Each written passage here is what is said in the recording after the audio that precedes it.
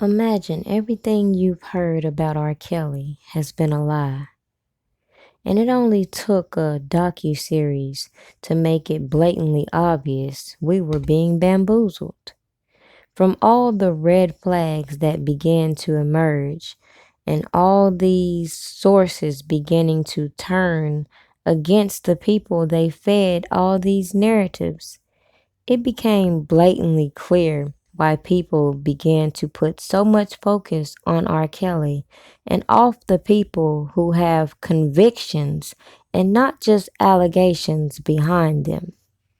Let's take a step back because Tasha K unknowingly exposed many of her sources, whether she knew it at the time or not, which is why I found it so hard to believe that people who spread these people's narratives did not realize these people were lying. Let's think about this story in which she said Jay-Z was implicated. Let's go back to some things she said, and I'll go back to my commentary. She allegedly met R. Kelly at 13 years old, okay? So this was back, I believe, in 2001, as she stated. During the summer, she said that R. Kelly and Jay-Z were both working on the Best of Both Worlds album that actually dropped in 2002 of March. And I just want to let you know that her story seems to be similar to how other girls have met R. Kelly when they were allegedly underage. She claims that she was at a concert at 13 years old, at an R. Kelly concert. Back then, he talking about God knows what under the sun. She says that they met eyes, and after the concert, they exchanged numbers at an after party. And I still don't understand how she was able to get to an after party at 13 years old, okay? I have questions, and that's why I'm blasting her ass now. Hopefully, she'll come out and tell another blogger the truth, since she's been giving these long therapeutic sessions with a lot of bloggers. She also claims that at this after party that was after the concert that they did exchange numbers. R. Kelly allegedly instructed her to call him daddy, and no age was ever discussed at the after party. He probably figured that she was old enough, being that her grown ass was at an after party without parental supervision. Now, after they allegedly exchanged numbers, she claims that they actually met at a studio with no parent in sight, and she actually claims in her statement that during this alleged pedophilia-ass relationship that her mother once met R. Kelly later into the relationship, and R. Kelly was actually, I believe, 2 years younger than her mom, and her mom really didn't give a damn about who she was sleeping with, whether it was R. Kelly or anybody else for that matter, okay? She claims that she doesn't have a mother-daughter relationship with her mom right now based on her mom not objecting to her relationship with R. Kelly. Now, LaToya Middleton also alleges that when she was 13 years old, R. Kelly took her virginity, okay? And this happened when they were allegedly in the studio. She came to see him. She claims that a song was actually made that night, and during this session, he asked her to get up and model, I believe, naked, and while she was modeling, he was masturbating, and then he proceeded to ask her if she was a virgin. She said yes, and then that's when he gave her something to drink later down, and she said it was the most painful thing that she's ever experienced in her life. And actually, while she was crying during the intercourse, he said that he quoted, "I love this sweet little pussy." And he also instructed her to call him daddy during the session. Now, according to LaToya, on other occasions, she said that she was actually fed pills and Hennessy by him before intercourse, and they would end up having sex the entire night. So much so that they would start the night before and end up having sex until the next morning, and people would walk into the studio accidentally and did not know that they were in there having sex. She said that on one occasion, R. Kelly's girlfriend allegedly showed up, who goes by the name of Donnie. He introduced her to the girlfriend, gave LaToya $200 and told her to get her little young ass on, okay? I guess why he proceeded to put his pee in the girlfriend, because word on the street, per his old manager, the tour manager, Demetrius, is that he's nasty. He's never taken showers, and he doesn't even understand how women would even sleep with R. Kelly, because he would go for at least 2 weeks without taking a shower. He would be in the studio all night, okay? Then he would go play basketball, and then when he's done, he would go to sleep, Or if he had a show, he would just get dressed for the show and wouldn't bathe for up to 2 weeks at a time. So he didn't even understand how women would lay down with him. Okay, and she claims that she was sent to get some food at 15 years old, came back with the food. Jay-Z was sitting in the studio. She went over and kissed her man and sat on his lap, and he allegedly told her that we could get in trouble if anybody found out your age. She wasn't very specific in her details here. She was really specific with everything pertaining to R. Kelly, but she wasn't specific to Jay-Z, although he is allegedly implemented in this particular investigation and lawsuit. She says after that initial first meeting, there was another meeting, and she allegedly pleasured Jay-Z in the dressing room at 15 years old by giving him oral sex. What does it say when all the people that have worked so hard to paint these narratives about R. Kelly being this predator actually reveal who the real predators are, and how the industry is using each of these people, pinning one another against each other for its own gain?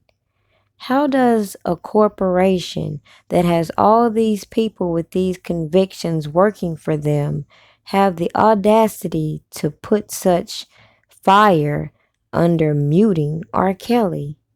Meanwhile, we can go down a list of so many people who have been convicted of so many crimes, from murder to robbery.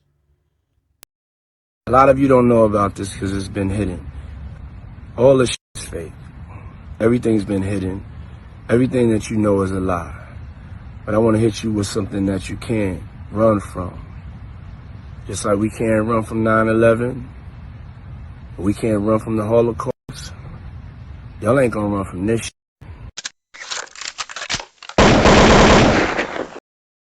So I've been having some of her master tapes lately from Barry Hankerson. Thank you, Barry Hankerson. He sent me some, Aaliyah unreleased stuff. It's hard to work with that music because you want so bad for that person to be there to see what you're doing to make it what you think people will like about it even more. I want to say Sony, in the Sony vaults, there has to be at least 2 albums. Stuff produced by Havoc. Wow.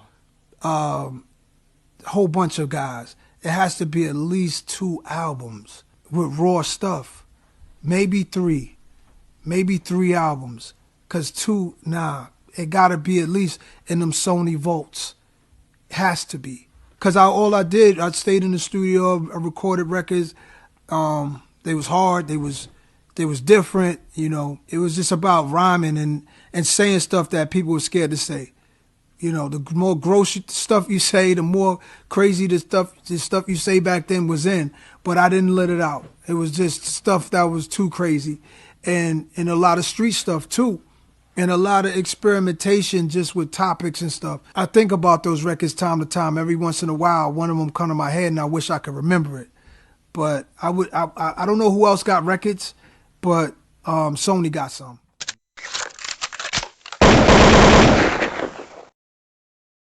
Live to you. Facebook, live to you. Radio, live to you. Radio. The only thing I have left is my voice. And now I have to use it for my protection because they left me no choice. See, my work has nothing to do with my private life. So stay the fuck out of my business and tend to your own damn life. So go ahead, say what you wanna say about who I wanna date. But you won't say that shit to my face, cause you know it ain't shit to say. Next nigga bring me some dumb shit, it's gonna be a misunderstanding. Cause niggas that listen to dumb shit are niggas that be on that dumb shit. They need a life cause they ain't got no life, so they always conjuring up dumb shit. Blocking my path, they don't know the half, it's all they making assumptions. Just when do assumptions. Hustle man his whole career. Found guilty when you're innocent is the only test I fear. There is one thing that's for sure, and I wanna make this shit clear. I done lived my voice and represented my country for 31 fucking years. Damn it, I admit.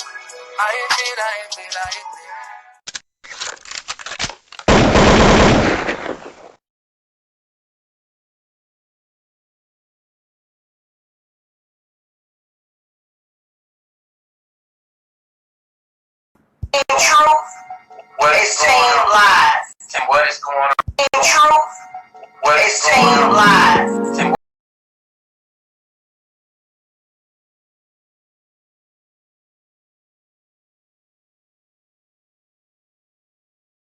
It's gonna be a party.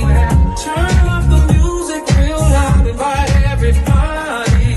Go ahead and smoke and play some cards and just make yourself at home. It's okay to take somebody's hand and just get you cool. To see my people come together. Right, so do what you wanna do, cause you gon' have a good time when you in front of Snoop. Because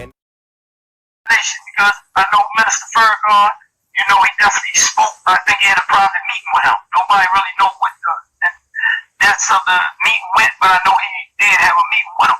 But these other ones that was a part of Lifetime and all this shit, we need them.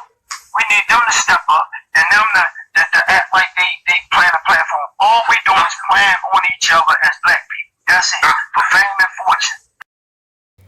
It should be very clear the fact that people have demonized people like me who have simply said that R. Kelly has constitutional rights that have been violated, and he has the same rights as you and I, and should have been tried in the court instead of public opinion. Yet we see how this whole docuseries and all these propaganda-filled stories have led to his demise. But at the end of the day, we see what's really going on. So the question people should be asking instead of continuing to fuel propaganda is this.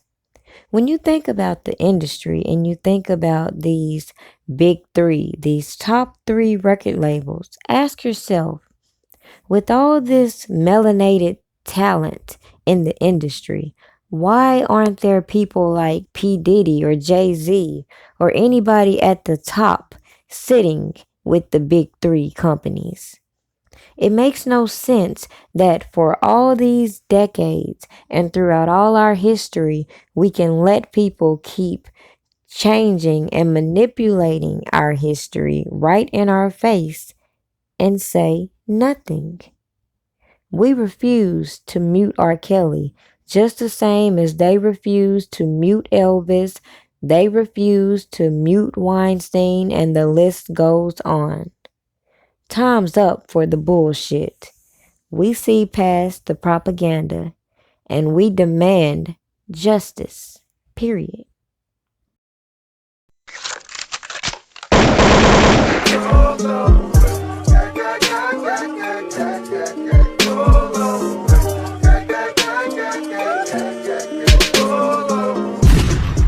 Don't forget to check out the site freerkelly.info. Also, pdpastries.com.